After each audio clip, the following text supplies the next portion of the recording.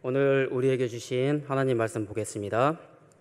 오늘 함께 나눌 말씀은 신명기 28장 1절로 2절 말씀입니다. 구약성경 303쪽 신명기 28장 1절로 2절 말씀입니다. 한 목소리로 함께 봉독하겠습니다. 내가 내 하나님 여호와의 말씀을 삼가 듣고 내가 오늘 내게 명령하는 그의 모든 명령을 지켜 행하면 내 하나님 여호와께서 너를 세계 모든 민족 위에 뛰어나게 하실 것이라. 내가 내 하나님 여호와의 말씀을 청종하면 이 모든 복이 내게 임하며 내게 이르리니. 아멘.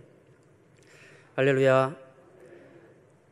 이렇게 하나님을 사랑하는 마음으로 또한 예배를 사모하는 마음으로 성전에 나오신 성도님들, 그리고 영상을 통해서 하나님을 향한 그 마음으로 함께 예배드리시는 모든 성도님들 주님의 이름으로 사랑하고 축복합니다. 처음 시작하면서 제가 여러분들께 저희 문화재 한 점을 소개하고자 합니다. 지금 사진에 나오고 있는 이 그릇이 어떤 그릇인지 혹시 아시는 분 계십니까? 이 투박하고 매끄럽지 못한 이 큰 그릇은 우리가 잘 알고 있는 조선 중기 정치가이자 문학가였던 송강정철, 그 인물과 아주 깊은 연관이 있는 그릇입니다. 송강정철은 조선 중기 시대 임명선, 그러니까 인조, 명조, 선조 3대의 왕을 거치면서 정치가이자 문학가로 활동했던 인물인데, 특히 선조 때는 좌의정까지 역임을 했던 인물입니다. 정치적으로는 서인의 주도 세력이었고, 그 정치적으로 적이었던 동인에게는 자비가 없고 아주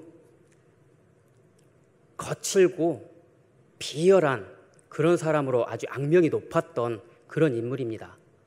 또한 문학가로서는 우리나라 조선시대에 굉장히 역사적으로 중요한 그런 문학의 일획은 그은 장본인이기도 합니다.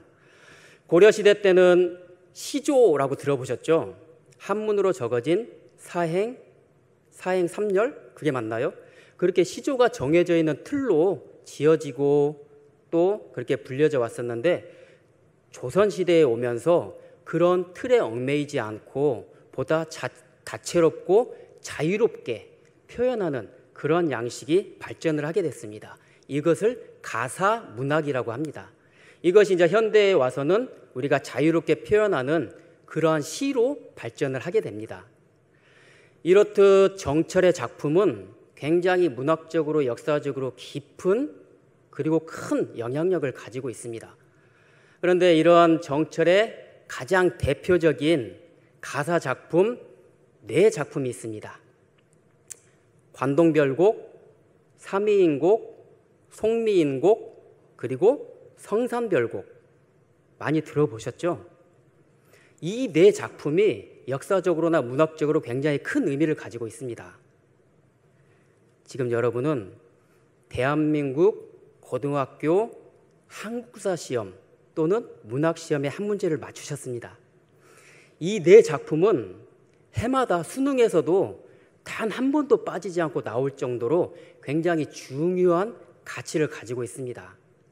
이처럼 송강정철은 조선 중기시대 때 정치가로서 또한 문학가로서 굉장히 잘 알려진 인물입니다. 하지만 이 송강정철에게는 큰 문제가 한 가지 있었습니다. 그것은 당대에 알아주는 술고래였다는 겁니다. 술을 어찌나 좋아하고 또 어찌나 많이 마시는지 항상 거의 매일 술에 취해 있었고, 술에 취해서 정사를 돌보지 못했다는 기록이 남아있을 정도였으니까요. 좌의정을 지내고 있던 선조 당시, 선조는 그래도 정철을 꽤나 많이 아꼈던 것으로 보입니다. 거의 매일 술에 취해 있는 이 정철을 보면서 선조는 어떤 특단의 조치가 있어야 하리라는 생각을 하게 됩니다. 그래서 선조 왕은 정철에게 조그마한 은으로 만든 잔을 하사를 합니다. 그러면서 하루에 이 잔으로 3잔씩만 마셔라 하고 말합니다. 왕의 말은 어명입니다. 어명은 목숨을 걸고 지켜야 합니다. 왕이 하사한 조그만 은잔을 받아든 정철은 참 난감합니다. 하지만 머리 좋은 정철은 금방 자기 기기를 발휘하게 됩니다. 왕이 준 은잔을 가지고 열심히 망치질을 하기 시작합니다. 한 모금이라도 더 마시겠다는 그 진념을 담아서, 한 방울이라도 더 마시겠다는 그 의지를 담아서 열심히 망치질을 해서 커다란 그릇을 만들어냅니다. 저것이 바로 정철이 열심히 망치질해서 만들어낸 그릇입니다. 그래서 정철은 왕의 말대로 뿌듯하게 저 잔으로 하루에 3잔씩 술을 마십니다. 조그만 은잔을 하사한 왕은 정철이 술에 취하지 않고 정사를 돌보았으면 하는 마음으로 작은 잔을 하사를 했는데 여전히 정철은 술에 취해 있습니다. 그래서 왕은 정철에게 내가 하사한 이 잔으로 하루 3잔만 마시라 했거늘 어찌 그리 항상 취해 있는가 하며 호통을 칩니다.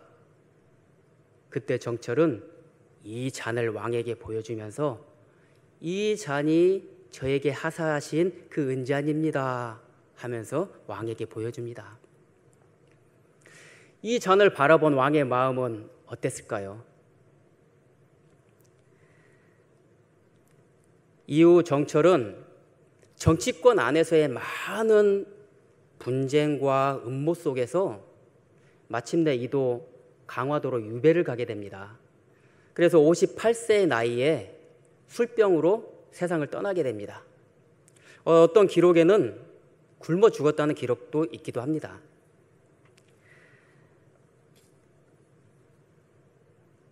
지금 보신 이 잔은 아직도 국립청주박물관에 보관되어 있습니다. 왕은 정철을 아끼는 마음으로 이 은잔을 하사했지만 이에 반응하는 정철의 행동은 어떠했습니까? 그리고 이러한 정철의 행동에 왕의 마음은 어땠을까요? 오늘 우리가 함께 나눈 말씀은 신명기의 말씀입니다. 신명기는 하나님이 약속하신 가나안 땅을 눈앞에 두고 그 모압 평지에 다 모여서 모세가 이스라엘 민족에게 설교하는 모세의 마지막 설교로 이루어져 있습니다. 이 신명기의 모세의 설교는 3차례의 설교로 구성이 되어 있는데 첫 번째 1장부터 4장까지의 첫 번째 설교에서는 지난 광야 생활을 회상하면서 그 안에서 보호하시고 인도하시고 역사하신 하나님의 사랑을 이야기하고 있습니다. 하나님은 모세를 통하여서 이스라엘 민족을 애굽에서 이끌어내십니다.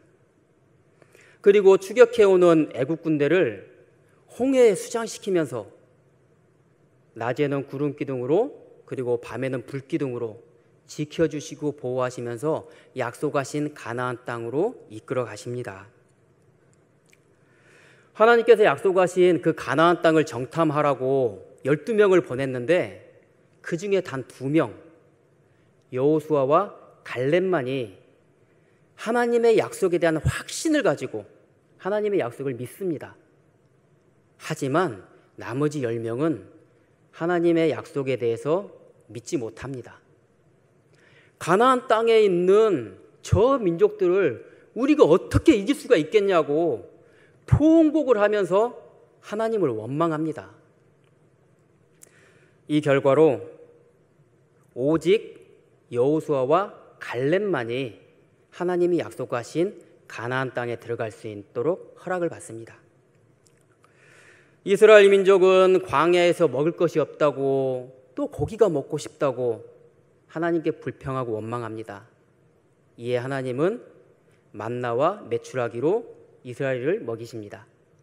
또 얼마 지나지 않아 또 목마르다고 물이 없다고 또 하나님께 원망하고 불평합니다. 이에 하나님은 또 이스라엘에게 물을 주십니다. 그러나 이스라엘 민족은 이렇게 늘 곁에서 지켜주시고 인도하시는 하나님을 보지 못하고 깨닫지 못하고 늘 불평하면서 하나님의 명령을 어기는 죄를 범하게 됩니다. 40년의 광야 생활 기간 동안 이스라엘 민족은 수도 없이 하나님께 불평하며 죄를 짓고 또 그 죄에 합당한 징계를 받으면서 가나안 땅을 향해 조금씩 나아가게 됩니다. 하나님은 이스라엘 민족에게 지속적으로 하나님을 나타내시고 또 하나님이 어떤 분이신지를 가르쳐 주시며 이스라엘 민족을 이끌어 가십니다. 두 번째로 모세의 두 번째 설교인 신명기 5장에서 26장 안에서는 하나님의 율법을 다시 한번 해석해 주면서 오직 하나님만을 섬기고 사랑하라고 강조하고 또 강조합니다.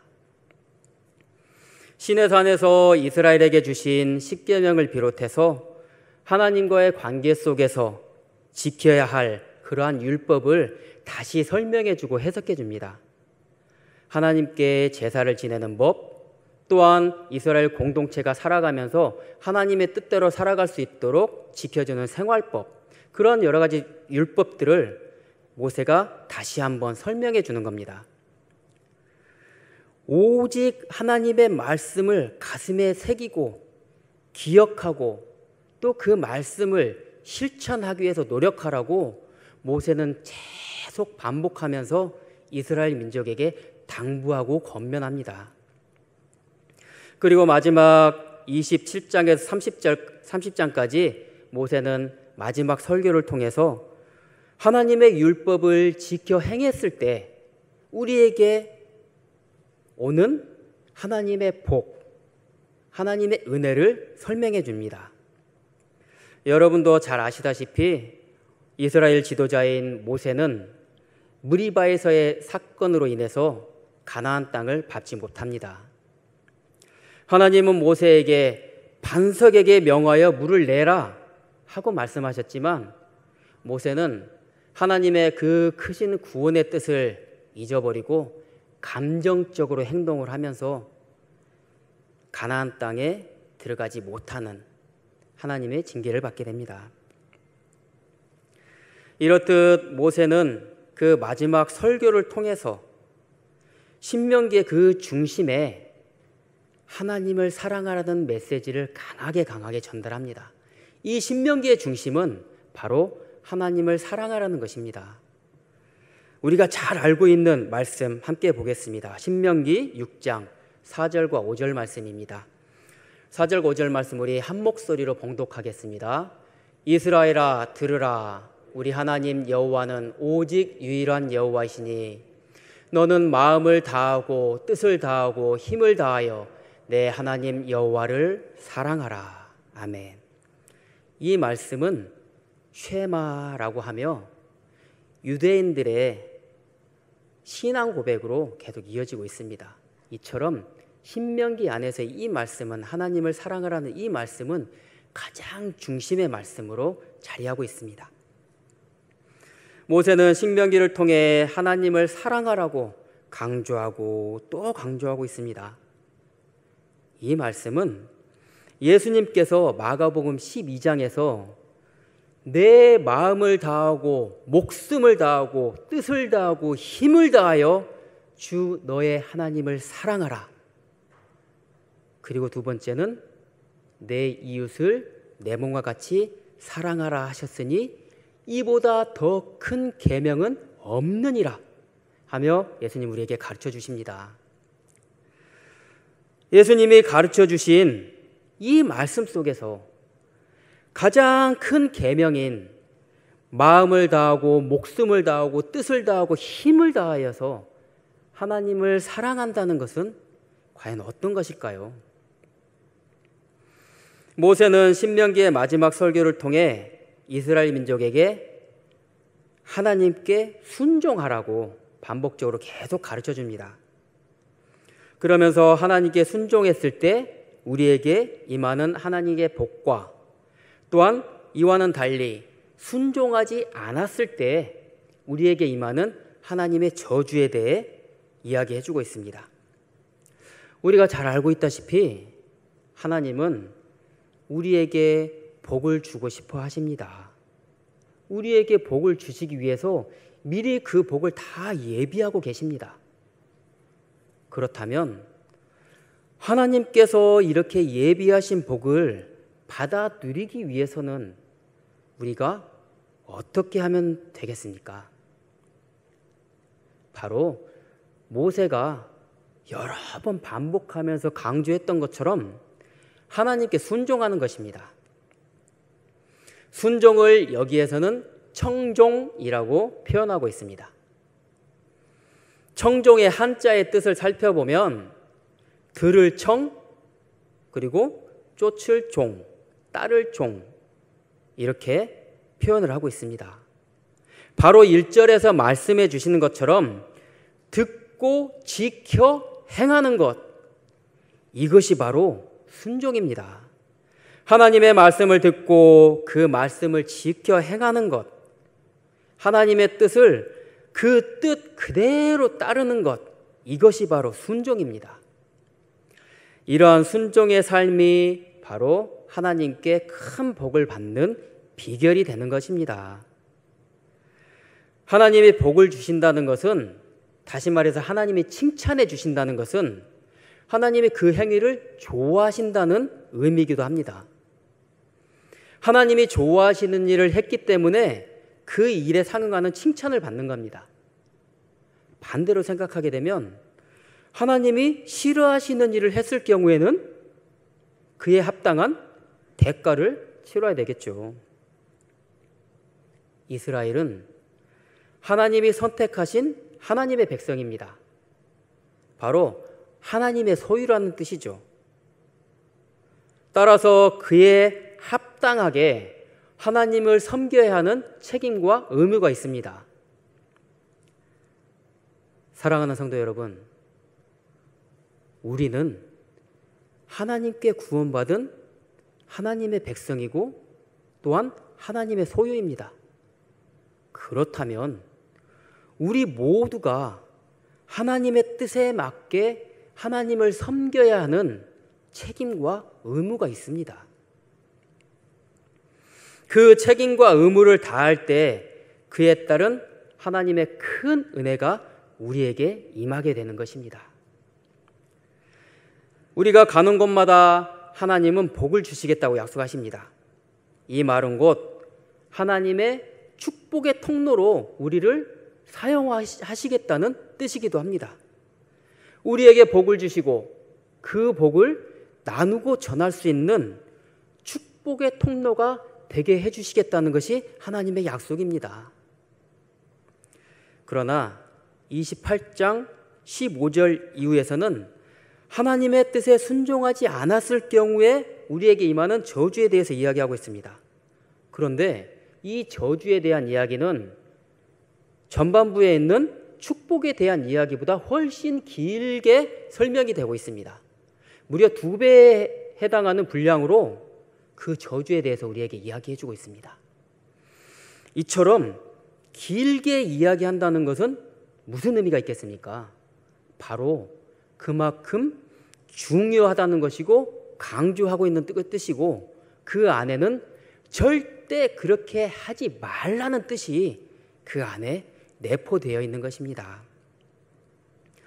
신명기를 읽으면서 여러분들도 느끼셨겠지만 신명기의 관점은 인과 응보의 관점이 내포되어 있습니다. 잘하면 복을 받고 못하면 저주를 받는다는 것입니다. 그러나 이 안에는 단순히 인과 응보의 차원을 넘어선 하나님과의 관계에 대한 내용이 그 깊이 뿌리박혀 있습니다. 하나님은 우리를 하나님의 형상을 따라 지으시고 우리와 함께 하시기를 원하셨습니다.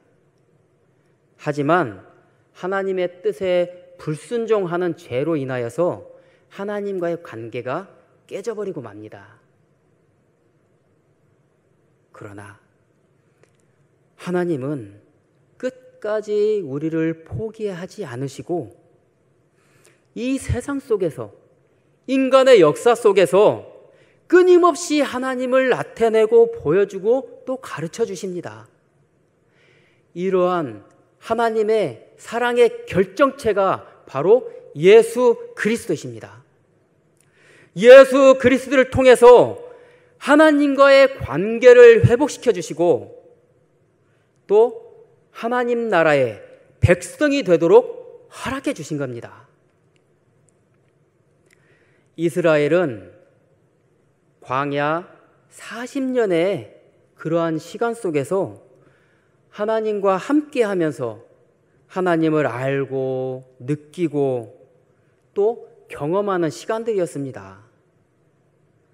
이러한 하나님과의 관계를 기억하고 하나님의 뜻을 지켜 행하기 위해서 최선을 다해 노력하라고 모세는 이스라엘 민족들에게 부르짖고 있는 것입니다.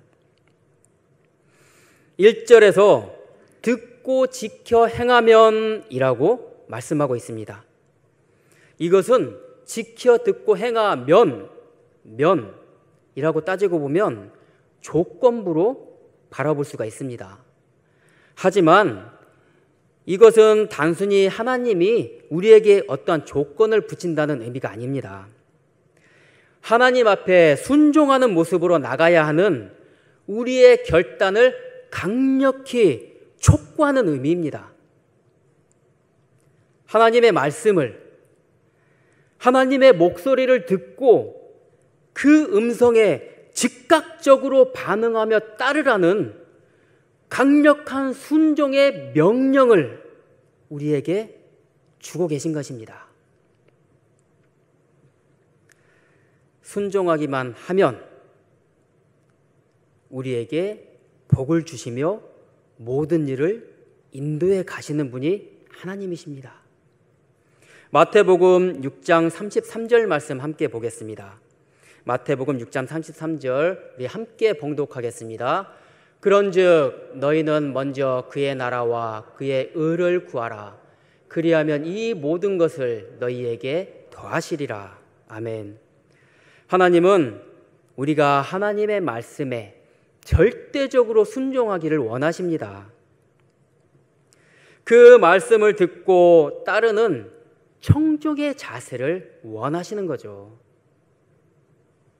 하나님 나라, 천국을 바라보면서 하나님의 통치 안에 있는 삶, 그리고 하나님의 의를 구하는 오직 예수 그리스도를 믿고 따르는 삶을 살아갈 때 이 모든 것을 하나님께서 책임지시겠다고 말씀하십니다. 이 삶에서 반드시 하나님은 그 크신 은혜와 사랑으로 우리와 함께 하시겠다고 약속하십니다. 이러한 하나님의 약속이 의심 없이 믿어지는 저희 모두가 되길 소망합니다.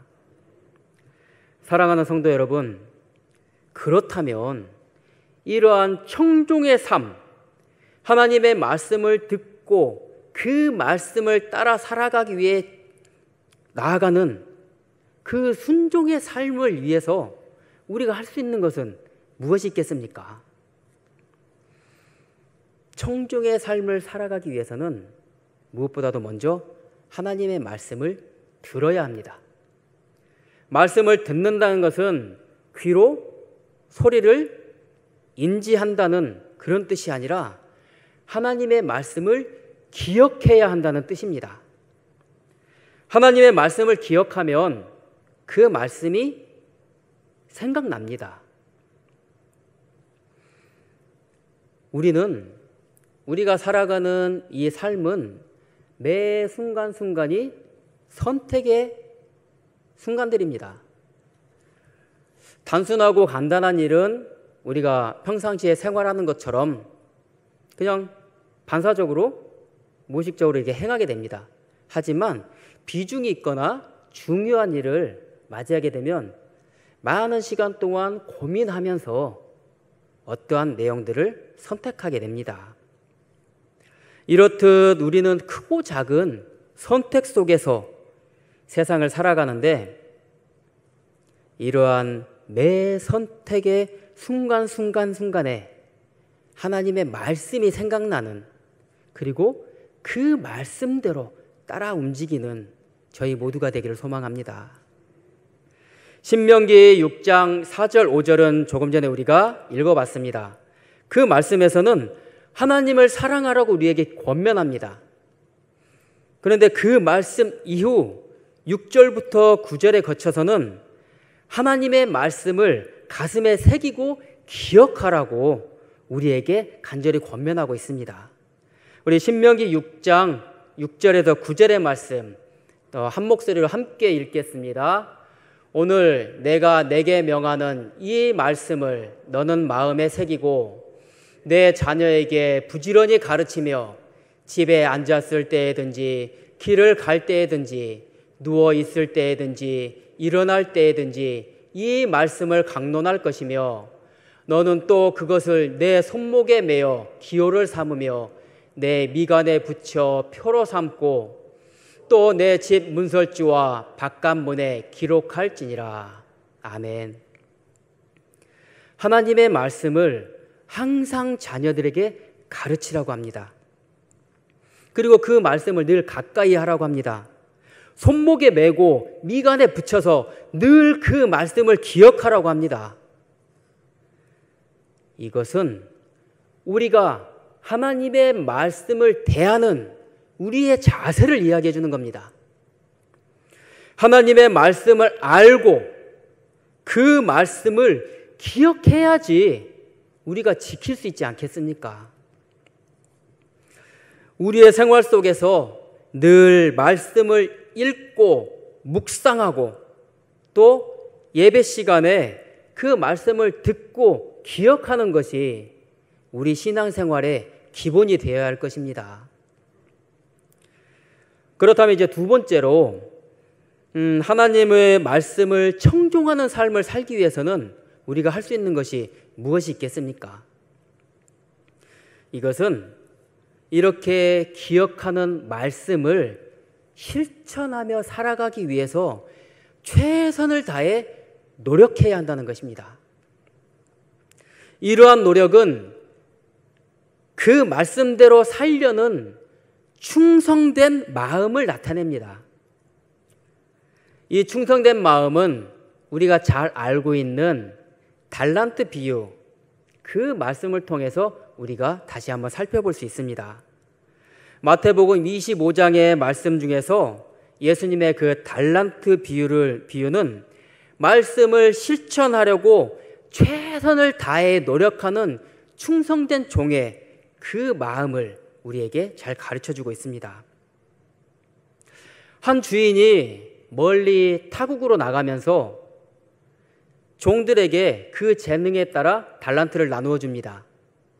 한 종에게는 5달란트를, 또 한 종에게는 2달란트를, 그리고 다른 한 종에게는 1달란트를 줍니다. 5달란트를 받은 종은 그 5달란트 가지고 열심히 장사를 해서 5달란트를 또 남깁니다. 2달란트 받은 종도 그와 같이 열심히 장사를 해서 또한 2달란트를 남깁니다. 하지만 1달란트를 받은 종은 그 달란트를 땅속에 묻어두고 감추어둡니다. 얼마 후에 주인이 돌아와서 종들을 불러 결산을 합니다. 5달란트 받은 종은 5달란트 남겼음을 주인 앞에 가지고 가며 결산을 받습니다. 그 결산 속에서 주인은 그 5달란트 남긴 종에게 착하고 충성된 종아, 내가 적은 일에 충성하였음에 내가 너에게 더 큰 일을 맡길지니 내 주인의 즐거움에 참여할지니라 하며 칭찬해 줍니다. 또한 2달란트 남긴 종에게도 이와 같이 칭찬해 줍니다. 그런데 5달란트 남긴 종과 2달란트 남긴 종에게 주인은 똑같이 칭찬을 해줍니다. 이것을 보면 주인이 생각하는 것은 남긴 양이 아니라 주인의 말을 지켜 행하는 충성된 마음을 보고 있는 것 아니겠습니까? 마지막으로 1달란트 받은 종은 땅속에 묻어두었던 그 달란트를 꺼내 주인 앞에 내밉니다. 그 종에게 주인은 이 악하고 게으른 종아, 내가 어두운 데로 내쫓겨 거기에서 슬퍼 울며 이를 갈리라 하며 내쫓아버립니다. 주인의 말을 지키기 위해 노력한 충성된 종들은 주인의 잔치에 참여하게 되지만 주인의 말을 지키지 않은 그 게으른 종은 결국 그 잔치 자리에 참여하지 못합니다. 이 달란트 비유는 하나님이 우리에게 주신 재능으로 최선을 다해서 충성해야 한다는 교훈을 우리에게 줍니다. 재능이 많고 적음이 문제가 아니라 우리가 하나님의 말씀을 지키고 실천하기 위해서 얼마나 노력하고 있는지를 우리가 생각해 보아야 할 것입니다. 이처럼 하나님의 말씀을 듣고 행하는 청종의 삶, 그 순종의 삶은 하나님의 그 말씀을 기억하는 것에서 시작합니다. 그리고 그 말씀을 실천하기 위해 최선을 다해 노력하는 우리의 모습 속에서 비로소 하나님께 인정받을 수 있는 것입니다. 이번 3월 이 한 달 새벽 예배 때는 레위기의 말씀을 우리 묵상하고 있습니다. 제사의 종류에 따라서 번제, 소제, 화목제, 속제제, 속건제의 제사를 드립니다. 이렇듯 제사의 성격에 따라서 하나님께 제물을 드리는 방법도 다르고 또한 이런 좀 복잡한 과정을 통해서 하나님께 제사를 드리게 됩니다. 하지만 이 모든 제사에는 한 가지 공통점이 있습니다. 그것은 바로 하나님의 것이라 구별하여 마음을 다해서 정성껏 드려야 한다는 것입니다. 이것이 바로 제사입니다. 하나님 앞에 최선을 다해 드려야 합니다. 제사는 바로 우리 자신을 하나님께 드리는 행위이기 때문입니다. 이것이 바로 우리가 드려야 할 예배입니다. 로마서 12장 1절에서는 우리에게 이렇게 가르쳐주고 계십니다. 12장 1절 함께 봉독하겠습니다. 그러므로 형제들아 내가 하나님의 모든 자비하심으로 너희를 권하노니 너희 몸을 하나님이 기뻐하시는 거룩한 산 제물로 드리라. 이는 너희가 드릴 영적 예배니라. 아멘. 언제나 하나님 앞에서 하나님의 말씀을 기억하고 또한 최선을 다해서 그 하나님의 말씀을 실천하기 위해 노력하는 그러한 자세로 우리의 몸이 하나님이 기뻐하시는 거룩한 산 제물로 드려지는 저희 모든 성도님들 되시기를 주님의 이름으로 축복합니다. 마지막으로 오늘 1절에서 말씀하신 내가 오늘 내게 명하는 이 말씀에 주목하길 바랍니다.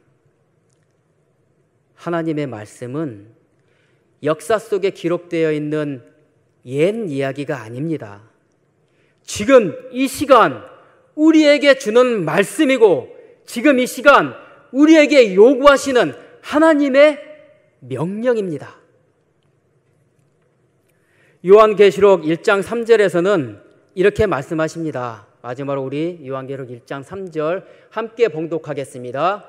이 예언의 말씀을 읽는 자와 듣는 자와 그 가운데 기록한 것을 지키는 자는 복이 있나니 때가 가까움이라. 아멘. 하나님의 말씀을 기억하고 또 그 말씀을 지키는 자는 예수님이 다시 오실 그 날에, 그 때에 영광의 잔치에 참여할 수 있습니다. 지금 이 자리에 있는 함께 예배드리는 모든 우리 성도님들이 그 잔치에 함께 참여하길 바랍니다.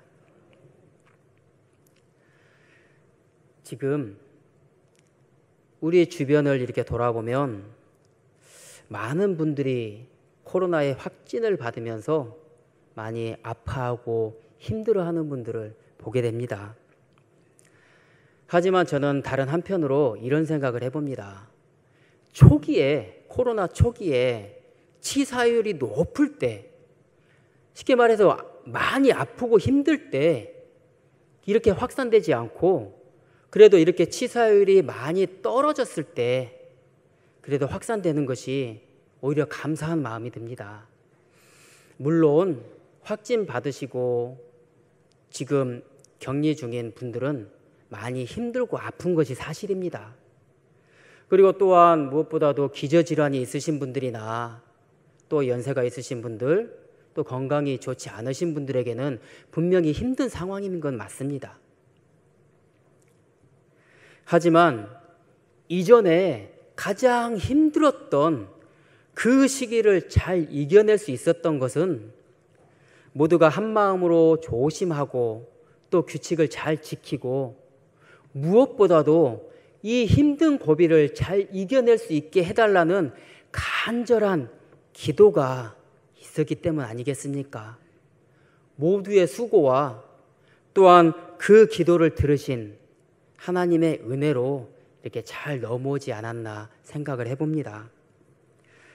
이렇게 모든 순간순간 우리와 함께 하시는 하나님을 생각하면서 이 모든 순간들이 하나님의 섭리 안에 있음을 인정하고 믿음으로 견디고 참아내며 잘 이겨내는 모든 성도님들 되시기를 주님의 이름으로 간절히 부탁드립니다. 하지만 우리가 한 가지 이건 생각해 봤으면 좋겠습니다. 이러한 상황이 하나님의 말씀을, 하나님의 뜻을 우리의 편의대로 바꾸어서 해석하는 그러한 상황이 되지 않았으면 합니다.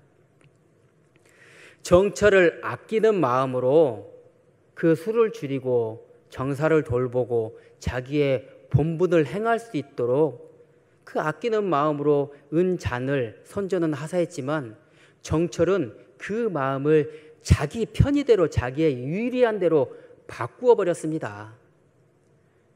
이러한 그 왕의 마음을 바꾸어 버린 정철의 오류를 우리는 되밟아서는 안 되지 않겠습니까? 우리에게 원하시는 하나님의 뜻을 기억하고 그 뜻을 지키려고 최선을 다해 노력하는 삶 속에서 하나님이 주시는 소망이 풍성한 따뜻한 봄을 맞이하는 우리 거룩하시고 복된 모든 성도님들 되시기를 주님의 이름으로 축복합니다.